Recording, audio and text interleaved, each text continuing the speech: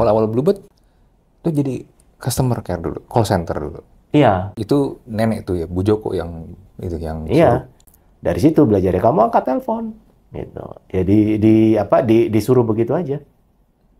Dia kerjain di sini ya, kamu harus tahu nanti ini gimana gitu ya, gitu aja. Nggak diajarin diklonin ini ya enggak ya, belajar sendiri, belajar dari karyawan-karyawan yang ada di situ. Malah kadang-kadang ya dikerjain juga gitu kan. Kerjain taruh di sini nih.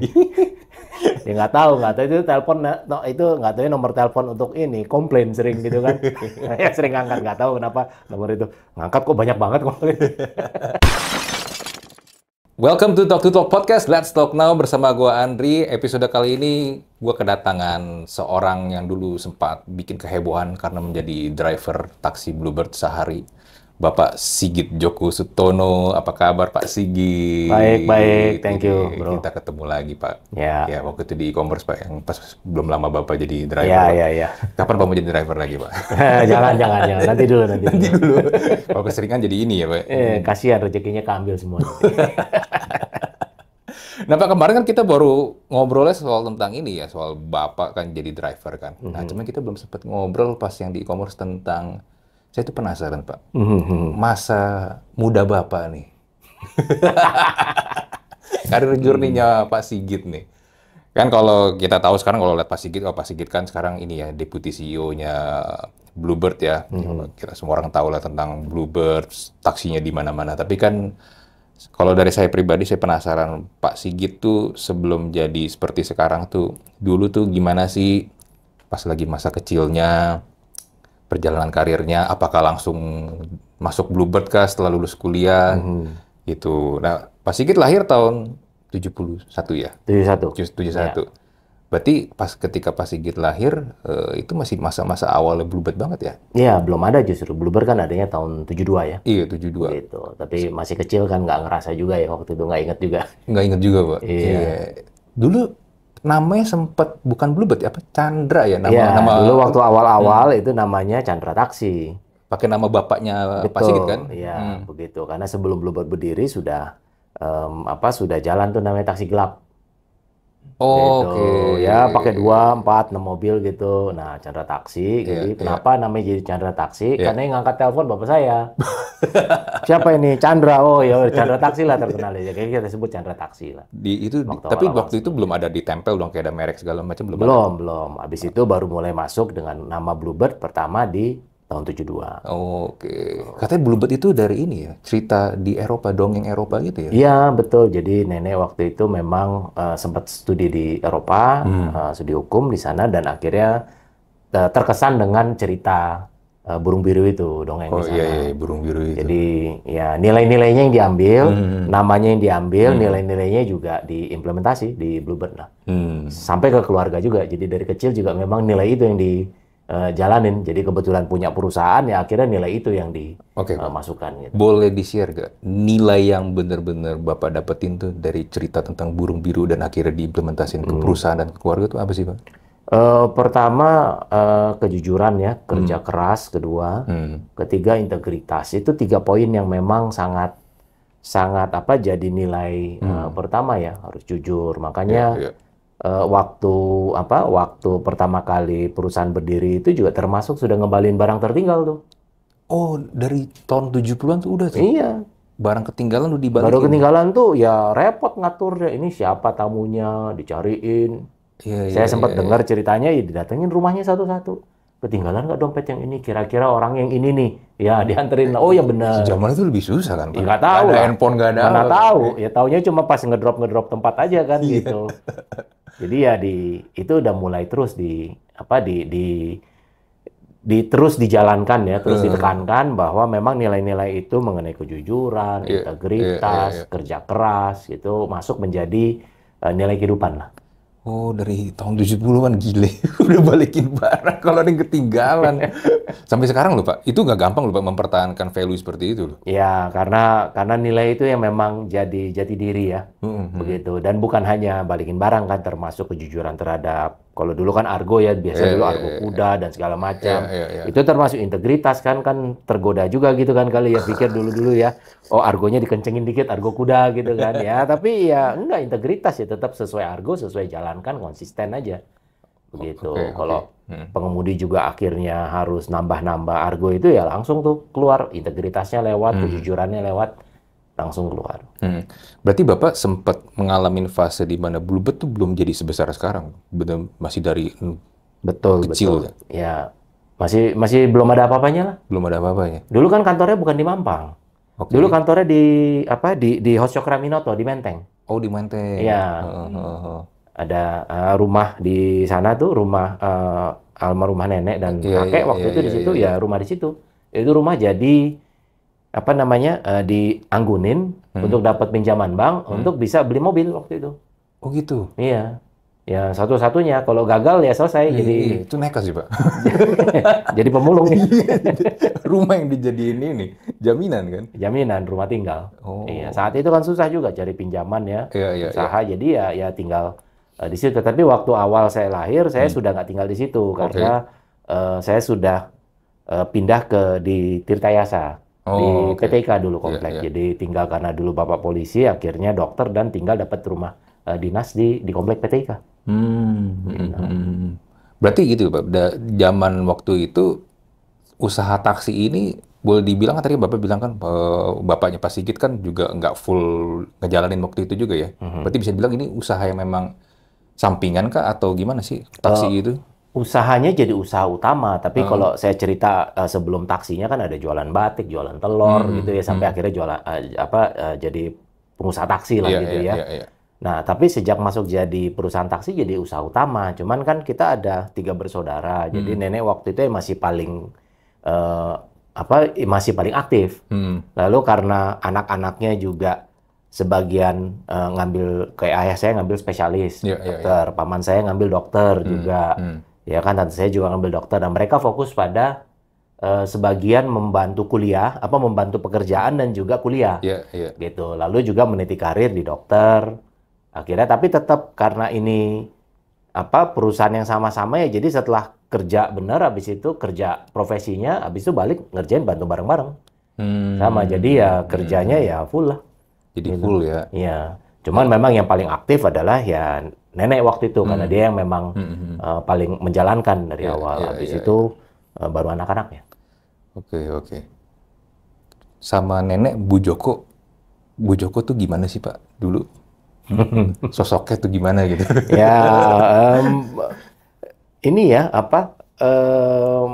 kalau dibilang sosoknya itu cukup ini ya, bisa dibilang ya kekeluargaan ya gitu. Jadi memang ngomongin gitu, ngomongin cucu gitu. Jadi biasalah nenek-nenek tipikal kan gitu.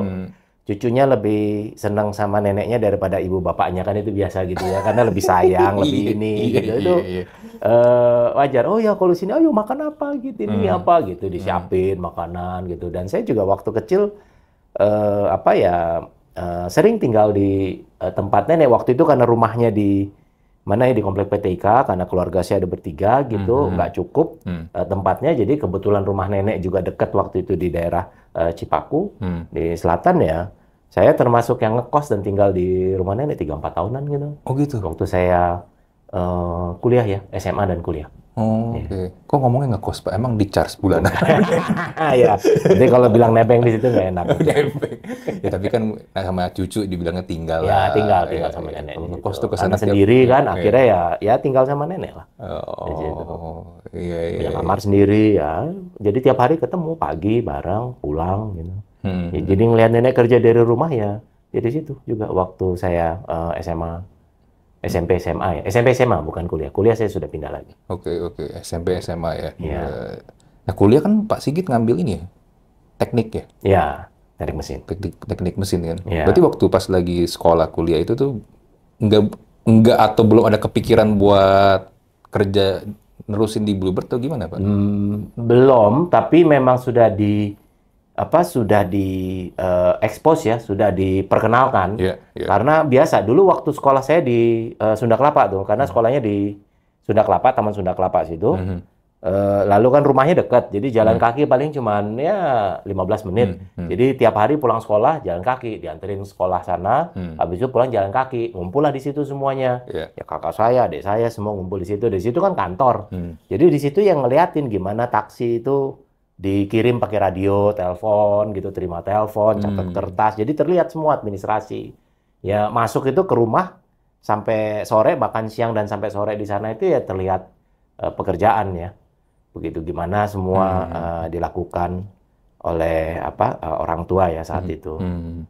Jadi ya itu exposure mengenai pelayanan-pelayanan taksinya. Tapi pada saat saya sudah kuliah, karena saya teknik mesin, jadi saya banyak ke bengkel.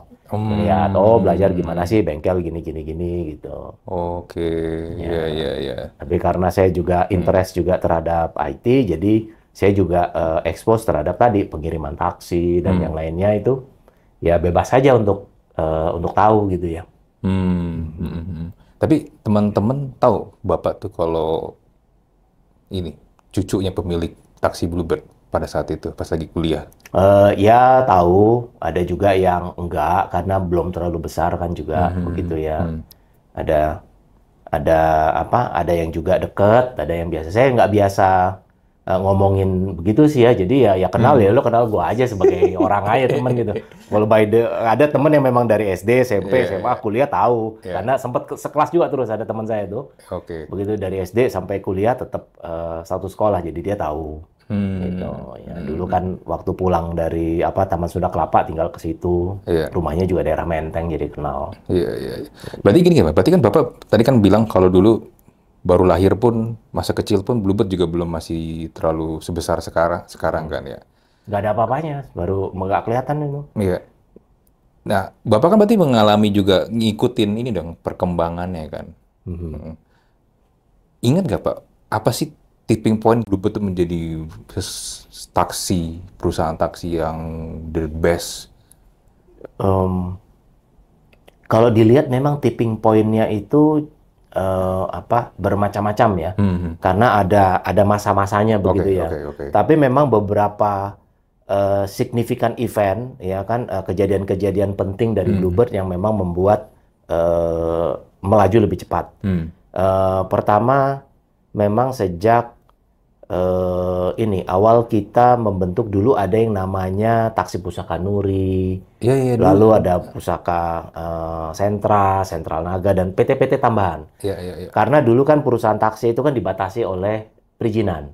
Begitu, hanya PT Bluebird saja. Jadi saat itu kita berusaha mengembangkan bisnis dengan penambahan izin. Nah, pada saat itu terbuka, mulai signifikan. Oh, makanya kita dulu ada warna yang biru Bluebird, ada yang warnanya agak biru tuaan gitu. Nah, kita coba tuh mulai nambah supaya berkembang. Itu satu event pertama. Setelah itu bergulir memang bertambah terus dengan perizinan yang baru, mixing karena satu grup ya semuanya.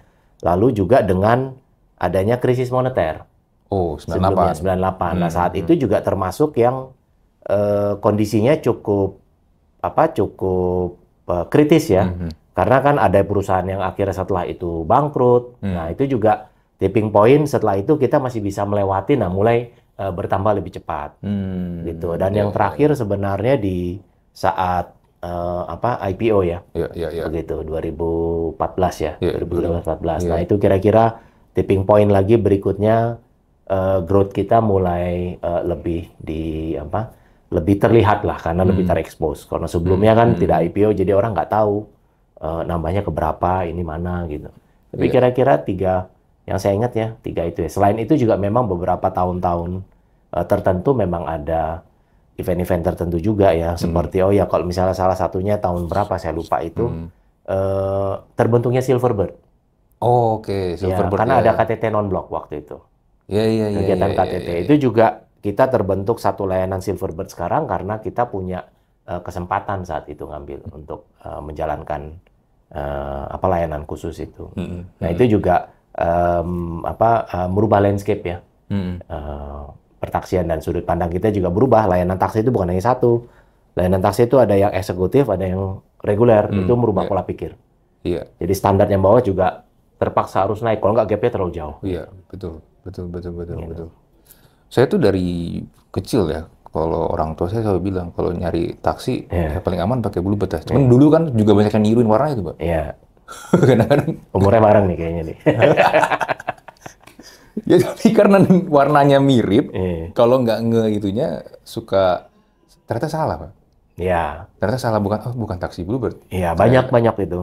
Itu cukup cukup mengganggu juga, dan saat-saat itu juga cukup banyak yang mengaku dan akhirnya terjadi pelayanan yang jelek, menjelekan ke kita gitu. Iya. Bahkan mungkin sengaja memang mengambil itu untuk merusak image ya. Iya, Gitu. iya. Itu berapa kali tuh kayak gitu tuh. Taksinya biru nih. Tapi masuk ke dalam, loh, bukan Bluebird. Ya, yang dulu depannya P itu namanya. Banyak lah, Pak. Aduh, gila. Itu kalau taksi yang mungkin merek-merek lain kan kelihatan kan warnanya membedakan. Ini mirip banget. Ini taksinya biru Iya. percis. Banyak. Ternyata logonya beda. Gila. Ya, warna bisa ditiru, tapi memang akhirnya tadi nilai-nilainya nggak bisa ditiru ya. Iya, betul. Nah, Pak, Bapak kan pas lagi SMA, kuliah. Nah, saya sih penasaran nih, Pak. Bapak dulu tuh hubungan pertemanan dan percintaan tuh gimana, Pak? Aduh, kok jadi begini nih nanya ini? Penasaran aja, kan Bapak kan orangnya, kalau yang saya kenal kan orangnya kalem, tenang gitu. Nah, dulu tuh kalau misalnya ada cewek gitu, Pak, Bapak deketin atau gimana, Pak? Ya, ada sih, memang ada. Ya, pasti namanya cowok muda gitu ya, ada cewek deketin gitu. Ajak teman-teman gitu kan, ya, yuk deketin yuk. Iya. Ajak jalan bareng, biasalah gitu kan. Dulu nonton apa bareng gitu kan. Ya begitulah. Saya pikir sih, saya nganggap diri saya sih normal ya gitu. Ya sama lah, punya temen juga main-main ke sini gitu, kenalan sana, kenalan sini gitu. Ya. Masih wajar lah. Kayaknya lo nanyanya jangan begitu, sama gue tanya sama temen saya yang lain kali ya. Baru tahu ya. Lebih jujur jangan mereka kalau jawabnya. Iya. Nah, terus kan Pak Sigit ini ya lulus S1 kan teknik ya. Itu, kalau nggak salah Trisakti, Pak ya? Ya. Trisakti. Langsung lanjutin MBA dulu atau? Enggak, saya sempat kerja dulu di Bluebird 3 tahunan ya, 3-4 tahunan. Oke. Habis itu saya lanjut ambil master, habis itu balik dan habis itu full. Oke. Berarti di awal-awal Bluebird, kalau yang saya baca di berita, itu jadi customer care dulu, call center dulu. Iya, jadi waktu itu kan karena saya juga ada 2 interest ya. Pertama teknik mesin, kedua memang waktu saya kuliah juga saya banyak sekali interaksi dengan IT, begitu. Jadi waktu memang mulai setelah selesai kuliah, nenek waktu itu bilang, ya udah kamu bantuin aja di sini. Dia lagi butuh orang. Waktu itu prosesnya juga cukup banyak ya, karena saat itu kita lagi mau mindahin kantor dari kantor lama kita yang di Cokraminoto ke kantor Mampang. Yang Mampang sekarang ya? Mampang yang sekarang itu. Jadi kita mau pindahin kantor. Nah, pindahin kantor itu pasti butuh project manajemen ya, butuh yang handle hands-on prosesnya. Nah, saat itu kan yang lain pada sibuk nih ngurusin operasional. Jadi saya ikut di situ, ya sudah deh saya bantu karena juga punya knowledge tambahan di situ. Ya mindahin call center, mindahin sistem telepon, mindahin sistem dispatching, mindahin radio dari ke tempat lama ke tempat baru.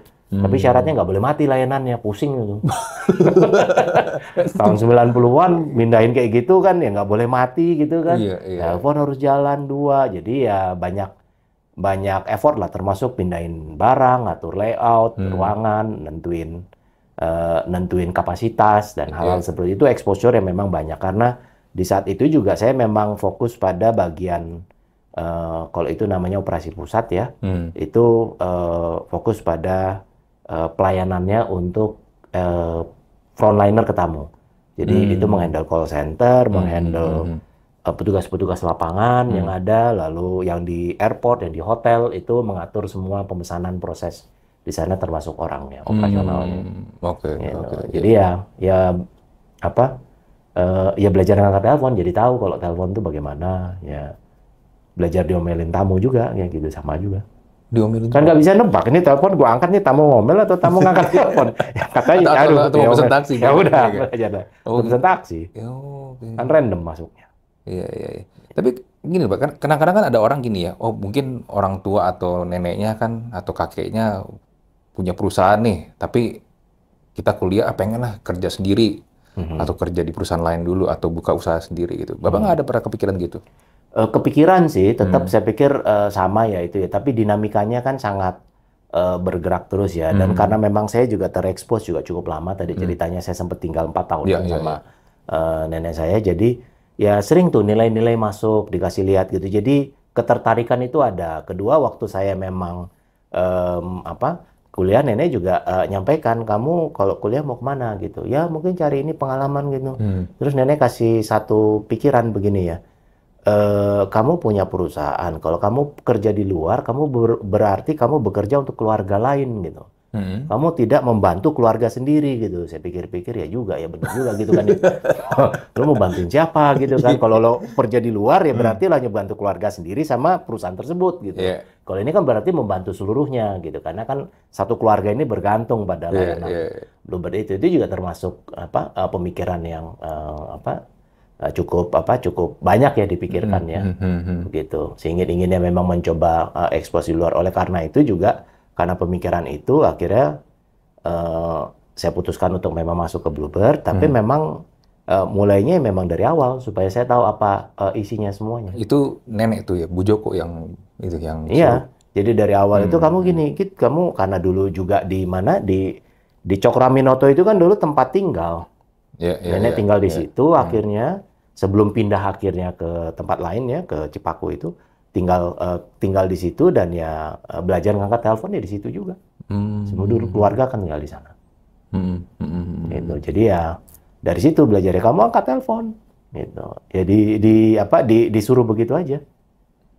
Ini kerjaan di sini ya, kamu harus tahu nanti ini gimana gitu ya, gitu aja. Nggak diajarin dikelonin ini ya enggak ya Hmm. belajar sendiri, belajar dari karyawan-karyawan yang ada di situ. Hmm. Gitu. Iya, iya, iya. Tapi karyawan-karyawan lain ini Pak, nggak segen. Oh, ini kan cucunya owner nih. Ya mungkin karena gini juga ya, karena kan kita juga cukup dekat ya dari Hmm. kecil saya dari TK, Hmm. SD, SMP datang Iya, bolak-balik ketemu iya, sama iya, orang-orang itu juga. iya, iya. Jadi mereka juga nganggap saya tuh kayak anaknya gitu ya, kecil juga kan. Hmm. Ini dulu masih kecil, ingusan, sekarang udah gede gitu. Nah saya juga nganggap dia juga bukan sebagai Iya. karyawan atau apa, sebagai orang tua yang memang udah kenal lama, udah lebih deket kan gitu. Jadi dia juga ngajarin, Hmm. ngelonin. Jadi itu termasuk saya pikir ya bersyukur ya saya bisa masuk ke sana, tapi juga gap antara anak owner dengan Hmm. karyawan itu hampir Hmm. bisa dibilang ya nggak ada, karena mereka udah Hmm. kerja udah lama lebih awal dan Hmm. memang orang tua juga mengajarkan untuk ya menghormati orang yang tua, mereka yang kerja untuk kita. Jadi di Hmm. selalu kepada saat meeting, ini loh, ini Pak ini loh, dia yang ngerjain ini loh. Kalau nggak ada dia, kita Iya, susah loh ini. iya, Nah gitu-gitulah. iya, Gitu. iya, Jadi iya. nilai-nilai itu untuk menghargai orang dan karyawan itu sudah secara harian tuh tertanam gitu. Iya, iya, Gitu. iya, Secara iya. nggak langsung kan dikasih tahu ya hormati ini gitu. Jadi Iya, nggak iya, iya. nggak tiba-tiba masuk, ini orang baru, minggir loh, gua Iya, anak kan nggak iya, kayak iya, gitu. iya, iya. Jadi baru kerja pun juga jadi nggak petantang-petenteng mentang-mentang ini ya, cucunya Enggak, owner ya. malah Oh kadang-kadang iya, ya iya. dikerjain juga gitu kan. Kerjain taruh di sini nih. Ya nggak tahu itu telepon itu nggak tahu nomor telepon untuk ini komplain sering gitu kan. Ya sering ngangkat nggak tahu kenapa nomor itu ngangkat kok banyak banget komplain gitu. Iya. Berapa lama Pak di call center tapi Pak? Sejak awal masuk memang setelah itu kan 3 tahun ya. Jadi itu project tuh banyak tuh Iya, perpindahan iya, ini iya. persiapan.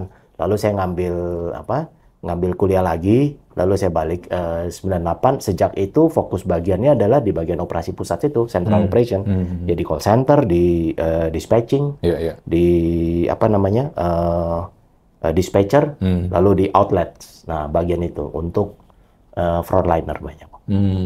Oke, oke, oke.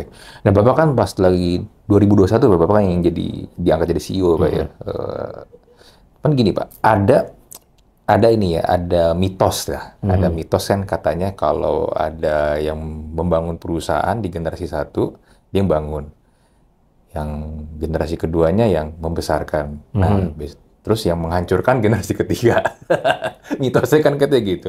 Tapi Bapak kan sebagai generasi ketiga, itu mitosnya semua jadi Ya, hilang tuh. Karena di generasi ketiga malah Bluebird malah makin maju tuh Pak. Ya, Kuncinya apa Pak? Karena banyak, ya, tapi emang realnya gitu kan, banyak Ya. di generasi ketiga justru jadi berantakan karena nggak bisa nerusin. ya. Em, kalau apa merefleksi ya, sepertinya karena memang transisi ke generasi 2 ketiganya itu exposure-nya itu sudah bukan tiba-tiba dapat gitu ya. Itu satu. Walaupun memang ada event-event tertentu memang bukan mulai dari nol. Memang mulainya sudah lebih awal gitu ya. Bukan lebih awal, lebih udah di tengah-tengah, tapi memang bukan membangun dari nol. Kita pun juga ada beberapa usaha yang kita bangun dari nol juga, seperti tracking, sister company kita juga dari nol. Ya, jadi kuncinya memang exposure dari awal ya, kayaknya itu satu. Kedua, nilai ya, menurut saya. Balik Jadi lagi memang nilai ya. apa yang perlu dipertahankan gitu, apa yang memang perlu kamu perjuangkan gitu. Jadi saya pikir sih faktornya di situ ya, bukan merasa ini jadi kayak hadiah dan terserah aku mau apain gitu, nggak gitu. Karena rasa tanggung jawab menjalankan bisnis ini justru berat karena fokus kita kan banyak terhadap ini ya, pengemudi ya, karyawan dan pengemudi. Kan perusahaan taksi pasti exposure-nya banyak pengemudinya. Jadi gimana caranya justru mempertahankan mereka. Jadi sisi empati dan humanisnya yang banyak ditekankan ya. Dan itu memang jadi kehidupan sehari-hari ya. Sering kita ketemu, dan makanya kalau saya waktu narik taksi itu udah biasa ya. Memang ya ketemu teman-teman lapangan itu udah biasa. Salaman, hai, ketawa gitu ya. Bukan kayak jadi sesuatu yang aneh ya gitu. Iya. Jadi, tapi jadi sesuatu yang emang ya hal yang biasa ya itu ya. Iya, nah karena biasa jadi akhirnya nggak kaget. Menurut saya salah satunya mungkin itu ya. Jadi akhirnya generasi ketiganya ini bukan sesuatu yang mau merubah langsung ataupun memang mau ngambil alih dan yang lainnya, ataupun nggak ngerti sama sekali, mau gaya-gayanya aja. Oh, gue dapet ilmu ini, tiba-tiba implementasi. Walaupun ada beberapa ilmu, dan pada saat memang terjadi itu kan generasi keduanya, orang tua kami dan nenek kami kan masih membimbing, gitu. Jadi masih disetir lah belakangnya gitu. Jadi nggak terlalu liar sehingga matang. Bisa bayangin kan, saya dari 98 saya sampai tahun 2020-an ya kira-kira. Jadi hampir 20 tahun dididik terhadap nilai, terhadap cara kerja.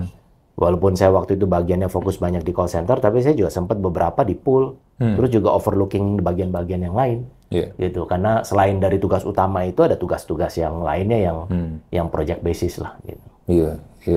Berarti memang posisi dan tanggung jawabnya pun memang nggak dikasih tiba-tiba atau cuma-cuma ya? Nggak, ya tetap di compare, tetap jadi saat itu juga bukan langsung jadi direktur ya, jadi staff dulu, habis itu asisten manajer lah, begitu ya, habis itu manajer, senior manager, habis itu VP, naik tuh 20 tahun. Iya. Ini kalau dilihat kan 15 tahun saya baru jadi VP gitu sejak masuknya. Saya lagi buat karir pet di kantor 10 tahun saya target jadi VP, lebih cepet dari gua.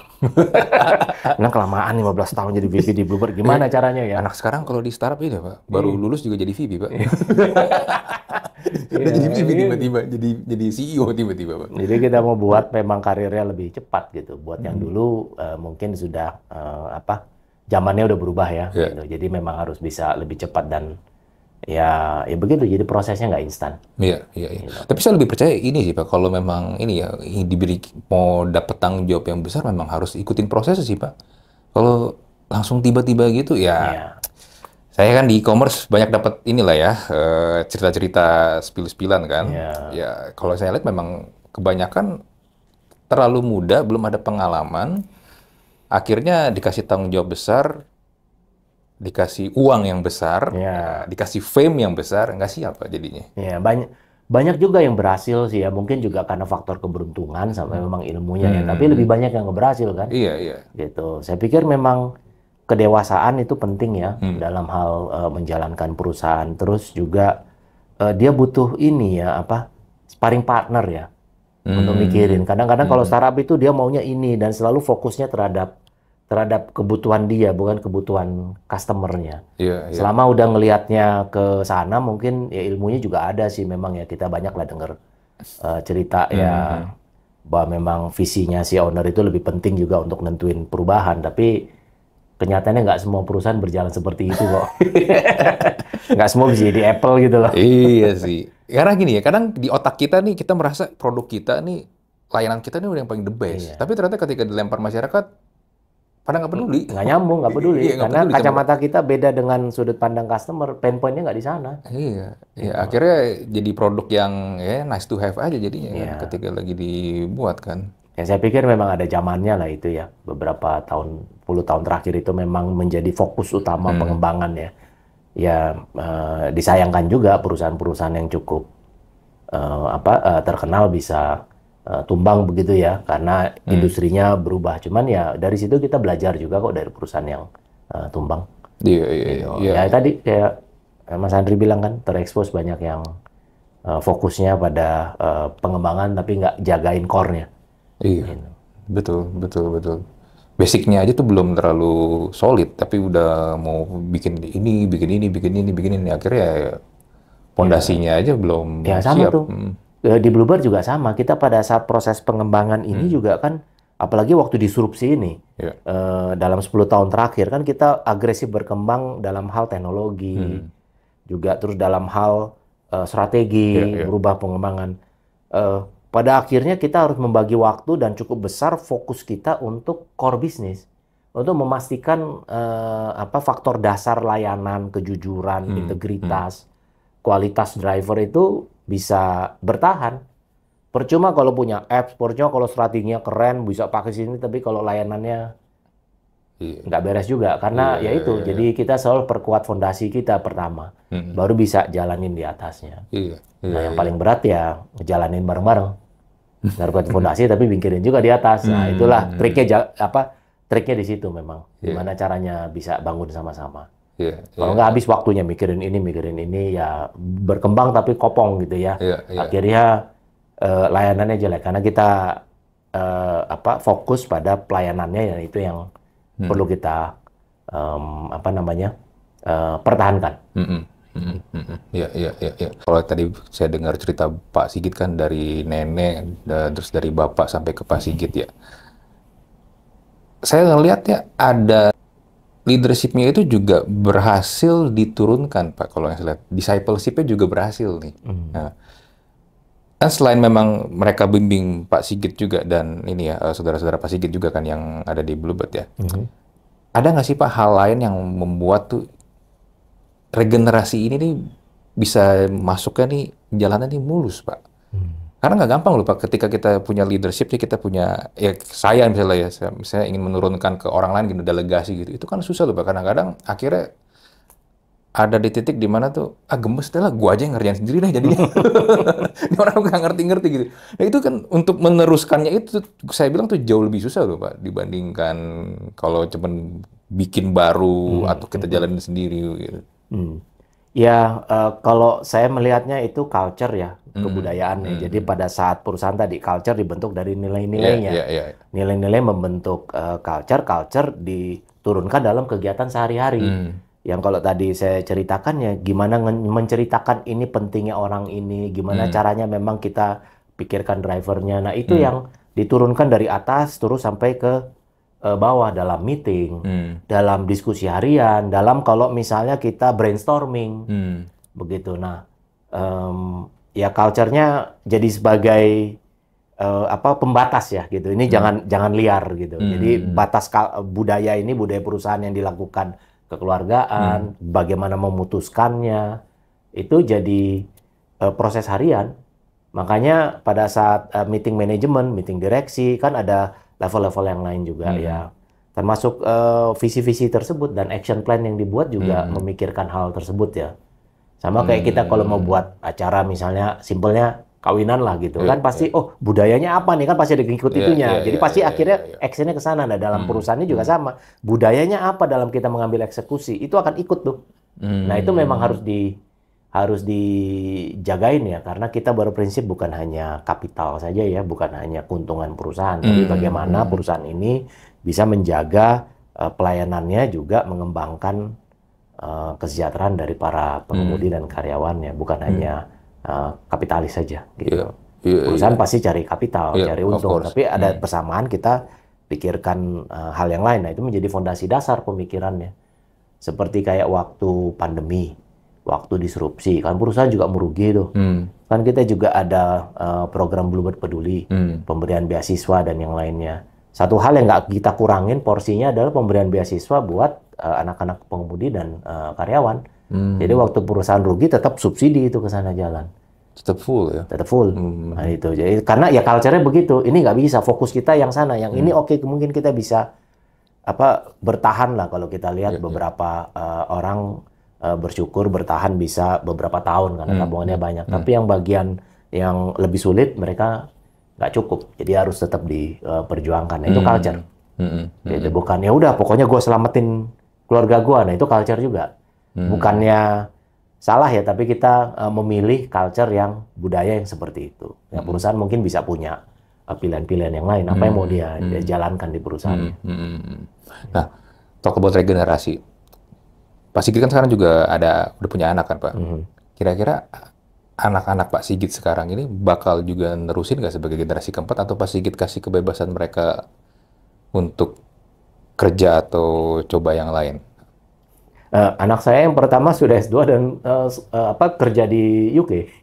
Oh, di UK. Iya, kerja di sana. Dia mau pilih sana, ya sudah lo kerja aja sana. Yang kedua masih kuliah. Yang kedua masih kuliah, ya. Jadi satu saya expose. Jadi pada saat mereka pulang tetap pelajaran yang diberikan expose. Kondisi sekarang mungkin anak-anak perlu agak berbeda ya dibanding dengan waktu zamannya saya ya. Mereka masih punya keinginan yang lebih luas untuk mengeksplor dirinya. Ya, saya pikir itu hal yang bagus karena belajar bekerja di luar dan bekerja di dalam pasti ada nilai lebihnya. Kedua, saya sampaikan tanggung jawabnya, bahwa kamu tanggung jawab punya untuk memikirkan ini. Jadi apapun yang kamu lakukan di luar, ingat punya tanggung jawab yang sini. Jadi kalau dia bisa membagi waktunya, suatu saat nanti ya lebih baik. Tapi tentunya harapannya memang bisa membantu. Tadi balik lagi karena nilainya kan, kalau lama-lama kerja di luar berarti membantu keluarga orang lain gitu ya. Tapi kalau memang perusahaan ini sudah bisa berjalan lebih profesional dan memang bisa memanage dengan sendirinya, ya anak-anak dan turunan yang berikutnya tetap harus punya involvement, tapi mungkin tidak day to day atau apa ya, karena bekerja itu kan bukan hanya kayak bekerja 9 to 5 gitu ya, dan mengerjakan sesuatu, directing ataupun inspiring dan hal-hal yang lain itu sebagai pemegang saham dan sebagai owner dan keluarga, saya pikir itu suatu kontribusi yang nggak bisa digantikan sama yang lain, karena nilainya di situ. Beda ya sama orang lain yang masuk bukan keluarga ngomong kita harus jalankan ini. Sama misalnya memang owner ataupun memang keluarga yang menyampaikan hal itu. Nilai bobotnya beda dan orang akan melihat oh ya ini visi perusahaan yang memang sebenarnya. Jadi ya sekarang lagi kerja di sana, jadi ya nggak diminta buru-buru pulang, udah S2 di sana ya kerja aja. Gitu. Iya. Biar dieksplor dulu aja ya di situ ya. Iya. Gila loh. Tapi susah loh Pak untuk menerapkan value perusahaan dijadiin value juga ke family. Gak gampang loh. Ya dinner talk, lunch talk gitu, night talk, atau ya lagi jalan-jalan ngobrol keluar liburan gitu ya talking gitu. Sesuatu harus disampaikan jadi suatu cerita ataupun kegiatan orang yang terlihat di sana, ambil pelajaran ya, lihat loh ini kalau begini gimana. Anak-anak sekarang sih, kalau saya ngeliat, alhamdulillah anak saya juga berpikir kritis ya. Jadi pada saat itu dipancing gitu. Menurut kamu gimana ini pendapatnya? Ya udah mulai ini, baru akhirnya ya kita ya dengerin aja pendapatnya. Habis itu kan kita makin tahu dia mikirnya apa. Karena kalau dikasih doktrin terus kan akhirnya kita nggak tahu dia mikirnya apa. Iya, karena anak-anak Gen Z itu justru kalau ketika kita kasih challenge mereka jauh lebih excited dibanding kita kasih perintah. Bener kan? Ya. Kalau kita perintah mereka malah lebih malas, lebih banyak kedumel. Asal nggak melenceng aja, makanya dijagain, dipegangin. Iya. Ya kan sekarang di tim Bapak juga banyak yang Gen Z dong, banyak yang anak-anak muda kan Pak. Nggak usah di tim karyawan, di pengemudi juga sekarang ya Gen Z dan milenial banyak. Banyak ya? Iya. Ya beda mikirnya. Berarti pendekatan Bapak tetap sama juga, tetap approach, ajak ngobrol langsung. Iya. saya pikir mau Gen Z, milenial, ataupun baby boomers dan segala macam ya, sampai bingung ngikutin itu apa ya. Kita habis Gen Z ada apa Gen Alpha. Ya, jelas. Pada intinya mereka manusia, manusiakan aja mereka, itu aja sih. Jadi komunikasi tetap harus ada. Ya, seingin-inginnya mereka pakai chat, tapi pada dasarnya kalau mereka diajak bicara dan komunikasi, ya kan kita perlu tahu ya, kita manage kan orangnya. Gitu, untuk dia bekerja menghasilkan sifatnya seperti apa yang kita harapkan ya, manage orangnya. Gitu, hasilnya seharusnya ngikutin ya. Gitu, saya lebih percaya pada saat ini sih lebih menekankan proses ya. Gitu. Jadi memang berbicara dengan yang mereka ya, kenyataannya culture perusahaan juga meminta untuk memang mereka mingling. Jadi kayak developer kita nih banyak ya, IT itu ya banyak ya perusahaan-perusahaan yang memang developernya kerjain sendiri, habis itu lempar ke ini. Saya bilang, enggak, kamu bawa itu, apa yang kamu, apps yang kamu buat, kamu jadi drivernya. Kamu rasakan gimana bener ya, teman. Iya Pak, bener Pak. Gua ngeliatin gini kayaknya gampang. Kalau itu susah ya Pak mencetnya ya. Iya, ya gitu. Oke, mindset masuk. Kedua bicara sama pengemudinya. Diskusi langsung, meeting pengemudi, meeting IT ada pengemudi sekarang. Ada pengemudinya juga. Masih tahu Pak, nggak bisa Pak begini. Ini kacamata dia gimana? Jadi sudut pandangnya yang diperkaya. Karena tujuannya untuk banyak dapat input supaya hasilnya kan dipakai. Kamu ngapain buatkan, biasa anak muda kan mau punya impact, impactnya buat banyak orang. Ya. Lalu kalau buat impact buat banyak orang, orangnya ngerasa nggak buat impact dari produk kuliah, ajak dong bicara, biar impactnya dipakai. Buat produk nggak dipakai kan percuma. Wah, ini kata-kata Pak Sigit ini nih, kalau ada tim produk di perusahaan tech nih. Soalnya pada suka testing, tapi nggak mau turun ke lapangan. Rasanya tuh gimana gitu loh, cuma testing doang udah pasti berhasil. Pasti jalan. Saya nggak bilang itu tidak berhasil ya, banyak perusahaan berjalan berhasil. Balik lagi culture yang diambil adalah mereka harus mengerti empatinya. Iya itu dia, bahkan karena balik lagi yang pakai manusia. Empatinya dibentuk. Iya, yang pakai manusia. Kalau manusia aja nggak ngerasain kegunaan, yang nggak ngerasain feel-nya menyenangkan atau kegunaan pakai barangnya, ya udah. Simpelnya mungkin begini kalau saya sampaikan ya, buat IT apapun aplikasi itu kan mungkin nggak ada yang 100% availability ya, pasti ada bugs, ada apa, kadang-kadang ada downtime. Ya Pak, kecil Pak, downtime-nya paling cuma 3%, 2%, 3 jam Pak. Kamu bayangin nggak 3 jam waktu pengemudi nggak dapat taksi, nggak dapat order, lo mau kemana? Buat dia hanya numbers, buat yang lain beda kacamatanya. Oh iya ya, akhirnya dia merasa ya walaupun itu ada nilai yang lain ya. Akhirnya dia berpikir it's not only numbers.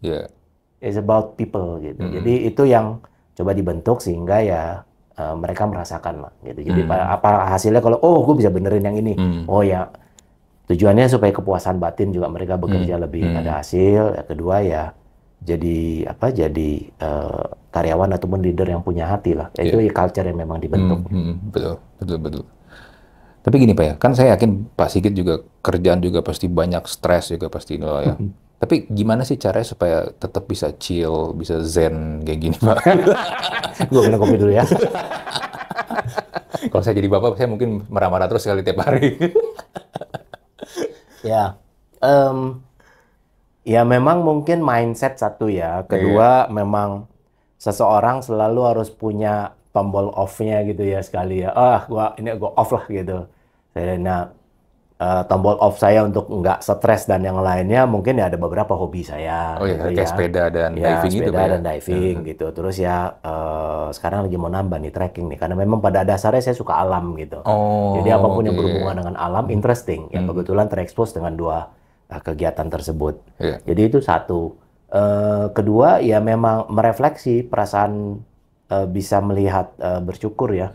Gitu karena kalau dipikirin stresnya kerjaannya ya nggak selesai-selesai, tapi apa yang dilakukan ya banyak loh yang memang jauh lebih sulit hidupnya daripada kita gitu. Apa yang perlu distresin sih gitu. Itu satu. Ya kedua ya memang ya berdoa aja ya, karena mungkin faktor religi juga penting untuk bisa menenangkan ya. Nah dalam program di perusahaan pun juga saya dorong gitu untuk memang mereka bisa melihat faktor bersyukurnya. Nggak pernah puas lah kalau dibilang nggak pernah bersyukur. Satu lagi salah satu nilai dari nenek yang disampaikan juga ya waktu itu. Memang ya kalau kamu intinya mungkin itu klasik, tapi pada saat dibicarakan dengan oleh nenek jadi berbeda. Jadi kalau kamu mau maju, kamu lihat ke atas gitu. Tapi kalau kamu mau merasa bersyukur, kamu lihat ke bawah. Dua-duanya harus dilakukan gitu. Jadi memang ambil contoh ya cari apa yang di atas, berusaha terus maksimal gitu. Tapi jangan lupa kamu juga udah sampai posisi seperti yang aku miliki sekarang tuh ya bersyukur banyak. Iya. Itu mungkin sebagai salah satu faktor balancing ya. Iya, balancing. Gitu. Nah, kalau saya lihat ya off buttonnya ya udah oke yuk. Ajak temen sepedaan, ya udah sepeda yuk hari ini, jalan, pergi gini ya. Ya kalau nggak diving ya, Pak ya. Ya. Pak Sigit divingnya udah ada license lu. Relaxing. Iya. Nah kalau misalnya diving itu apa sih Pak yang menyenangkan dari diving? Saya kan nggak terlalu enjoy sama diving ya. Makanya saya penasaran sama orang-orang yang suka sama diving ini di laut ya. Iya. Bukan kolam renang, kalau kolam renang jangan ancol. Ini di laut. Apa sih yang menyenangkan dari diving ke bawah laut ini? Pertama sih karena ini ya melihat alam yang berbeda. Oke. Ya kan kita biasa melihat ini landai ya. Sama seperti kenapa orang senang terbang ke atas ngelihat naik pesawat, lihat pemandangan yang luasnya. Di bawah itu juga termasuk alam yang menurut saya indah yang lihat warna-warni ikan dan yang lainnya. Itu terus kedua ya interesting juga untuk melihat sesuatu benda lain, benda alam lain kan itu kalau dipelajari dan maknanya juga didalamin ya. Oh, ternyata ada loh macam-macam gitu loh dunianya. Dan diving juga salah satu triggernya saya sih karena gini ya. Ini Indonesia kan negara kepulauan gitu ya. Betul. Terus waktu itu kalau diving itu kok kayaknya banyaknya orang asing semuanya, ini orang Indonesia kemana gitu. Ya udahlah, masa nggak diving sih? Akhirnya dicoba dan akhirnya oke. Gitu. Ya karena pertama lihat alam seneng ya, lihat gunung, lihat hutan dan lihat laut juga sama. Jadi saya pikir enjoyment-nya tuh relaxing lihat ke bawah. Sama kan kayak kalau diving kan kayak melayang gitu kan. Mungkin waktu kecil kan pernah ngebayangin mau jadi Superman gitu apa terbangnya. Di laut bisa terbang. Gitu. Seakan-akan terbang. Karena ngambang. Gitu. Iya. Paling dalam berapa meter Pak pernah cobain? Kalau dari license sih karena deep dive ya saya ada 40 meter ya. 40 meter? Iya. Wow. Tapi kalau dalam nyelam kan nggak dalam. Kalau terlalu dalam nyelam itu nggak kelihatan apa-apa. Karena makin gelap, cahaya matahari makin kurang. Iya. Jadi diving paling enak ya antara 15, 20, 10 meter. Nah itu diving yang areanya lebih warna-warni. Kecuali kalau memang mau ngejar binatang tertentu ya. Kalau misalnya kayak ngejar hammerhead atau hiu martil itu ataupun binatang-binatang yang lain yang memang dia expose-nya ada di laut yang agak dalam. Oh, pernah lihat itu hammerhead langsung di laut ya Pak? Kalau di SeaWorld ya banyak. Oh, pernah lihat langsung ya? Oh, iya. Gitu ya. Ya itu harus dalam, tapi kadang-kadang juga mereka kan naik turun juga ya. Mau cobain di mana Pak yang menurut Bapak pengen banget nih cobain laut mana nih? Target kan? Banyak lah di sini, tapi salah satu yang belum saya datangin ya Alor, Maumere, begitu ya itu belum daerah yang timur bawah itu belum, tapi yang timur utara sudah, Raja Ampat sudah, Komodo, Bunaken dan yang sekitarnya sudah, Wakatobi udah, Halmahera juga sudah kemarin gitu ya. Ya indah ya macam-macam ya. Sama kayak kita ngeliat ke gunung apa indah juga gitu. Sama kalau ke kota kan, kota besar, kalau orang suka kota, aku lihat kota A, kota B, kota C, ya ada indahnya, sukanya ya datang ke tempat-tempat yang berbeda. Gitu. Iya. Tapi Bapak Sigit pilihannya ke bawah laut ya? Kalau nggak ke bawah laut, ke atas laut, ke gunung. Gunung. Iya. Gunung-gunung kita juga banyak. Saya trekking Gunung Agung, Gunung Gede, dan juga bukit-bukit yang dekat sini. Masih baru lah kalau itu. Iya. Enak sih kalau di daerah pegunungan. Itu juga yang menyebabkan saya juga memilih rumah yang nggak jauh dari gunung akhirnya. Nah, gitu ya. Enak kan? Iya. Lebih relaxing. Kalau pagi-pagi buka pintu itu, wah, udaranya tuh enak banget. Lihat gunung ya. Iya, udaranya tuh enak banget gitu. Tapi kalau siangnya panas aja kalau lagi panas. Tapi ya itulah feel-nya tuh enak. Gitu. Ya ada perasaan psikologis yang berbeda. Makanya kalau ada yang nanya kan, tapi jauh dari Jakarta, Sentul ke Jakarta 40-an kilometer lah ya. Tapi ya buat saya, justru saya cari rumah yang memang nggak terlalu bising ya. Itu udah ini juga sama ke yang kedua memang ya rumah di Jakarta udah terlalu mahal sih. Iya, saya juga kalau nggak ada rumah Jakarta, saya pikirnya juga carinya daerah sana, dekat Gunung Salak sama Gunung Gede. Iya. Ya lebih enak. Iya, iya. Kalau sekarang saya ke Bogor 15 menit doang nyampe. Iya. Lebih enak. Gitu Pak. Oke Pak, Bapak ada ini nggak Pak? Tahun ini kan baru awal tahun ini 2024, ada planning apa nggak? Planning pribadi atau planning buat Bluebird gitu? Apa ya, kalau Bluebird sendiri sih tentunya kita banyak strategi kali ini untuk kita memperkuat fondasi dan menambah Yeah. strategi-strategi yang lainnya. Tapi fokusnya tetap pada masih memastikan fondasi kita tetap berjalan. Karena setelah kita pasca pandemi dan recovery ini, growth kita makin cepat.